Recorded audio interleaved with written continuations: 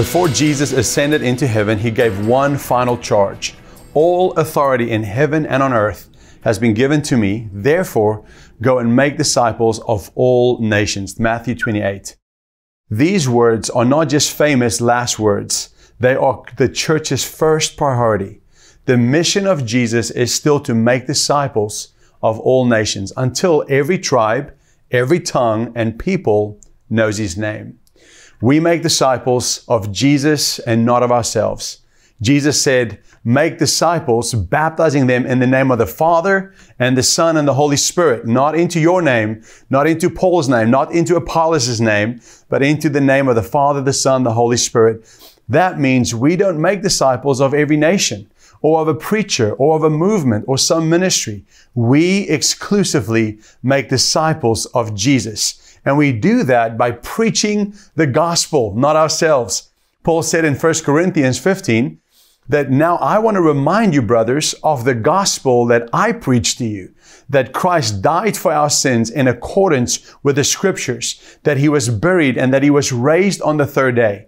The starting point of our discipleship is not strategy. It is Christ crucified and risen. We preach Jesus and we call people to follow Him. Jesus said in Mark 1:17, follow me and I will make you fishers of men. We teach people to obey everything that Jesus commanded, not everything that we prefer, the things we like or dislike. Our goal is not to be followers of men or to make followers of men. Our goal is to make followers of the great Messiah, Jesus Christ. We must not neglect the significance of water baptism or the empowering of the Holy Spirit. John baptized with water for repentance. We see often it referred to as the baptism of John. And then we also see the baptism of Jesus, where He baptized with the Holy Spirit and fire. Both of those are equally important. And as we move forward and make disciples, we need to make sure we baptize people both in water and in the Holy Spirit. The order is not as important as the reality that both needs to be embraced by us. We also make disciples who live in victory. In Matthew 28, Jesus said, teach them to obey all that I have commanded you. A true disciple of Jesus isn't just someone who's in church. They are transformed in character. Paul writes in Galatians 5, but the fruit of the Spirit is love and joy, peace, patience, kindness, goodness, faithfulness, gentleness, and self-control. We make disciples who walk in victory. Victory over sin, victory over shame, victory over their past. Victory doesn't mean perfection. It means that they are walking in the Spirit and bearing fruit that lasts. That is the mark of a disciple, a follower of Jesus that's being transformed from the inside out. And also, we make disciples who walk in power. God's presence brings God's power into our lives. In Acts chapter 1, verse 8, Jesus said to His disciples that they would receive power when the Holy Spirit has come upon them, and that they would be effective witnesses, not just witnesses, effective witnesses, powerful witnesses. In 1 Corinthians 12, we see that the gifts of the Spirit is now empowering disciples in the church to have supernatural wisdom, gifts of healing, gift of prophecy, gifts of tongues, discernment, miracles, and more. Discipleship is not just informational, it is supernatural. A powerless Christian life is not the life that Jesus intended. We are not raising up passive learners, but Spirit-empowered followers of Christ that's zealous for the work of God.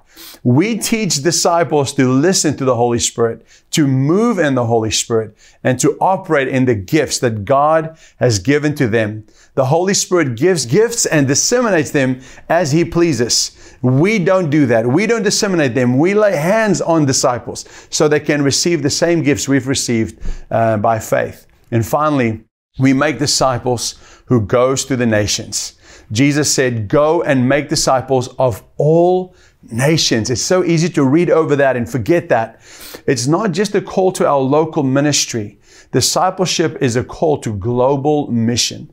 Every time we disciple, we must ask, how will this life impact cities, campuses, communities, and ultimately and finally, nations? True disciples eventually become goers, if that can be a word, across the street, across the dorm hallway, across the country, and across the ocean. Disciples go to the nations. Discipleship doesn't just change people, it actually changes the world that we live in. This is the kind of disciples Jesus commands us to make. Disciples of Jesus, not of man. Disciples who live in victory, bearing the fruit of the Spirit. Disciples who walk in power, moving in the gifts of the Spirit. And disciples who goes to the nations, fueled by the Great Commission and the power of the Holy Spirit. This is not optional. This is actually just our obedience as followers of Christ. Who are you currently discipling? Jesus said, go. So where are you going to? Who are you discipling? Who are you teaching to obey everything that Jesus commanded? Let us not settle for converts when Jesus called us to make disciples of all the nations. Let us preach the gospel. Let us baptize disciples in water and the Holy Spirit. And let us teach them how to walk in both the character and the power that comes from the Holy Spirit working inside of us. Let us send these disciples, not just to our neighborhoods, but to the ends of the earth. We go, we make disciples, we multiply until everyone hears the name of Jesus. Let me pray. Lord, help us as we make disciples of all nations by starting on our campuses, in our neighborhoods, and oftentimes in our living room, Father. Lord, thank you that your Holy Spirit empowers us to do this impossible task that's not possible in flesh alone. It's not by might, nor not by power, but it's by your Spirit that we make disciples that will touch the world. And Lord, may the whole earth be filled with your glory through our efforts in discipleship as we follow you where you lead us. In Jesus' name we pray. Amen. Go and make disciples.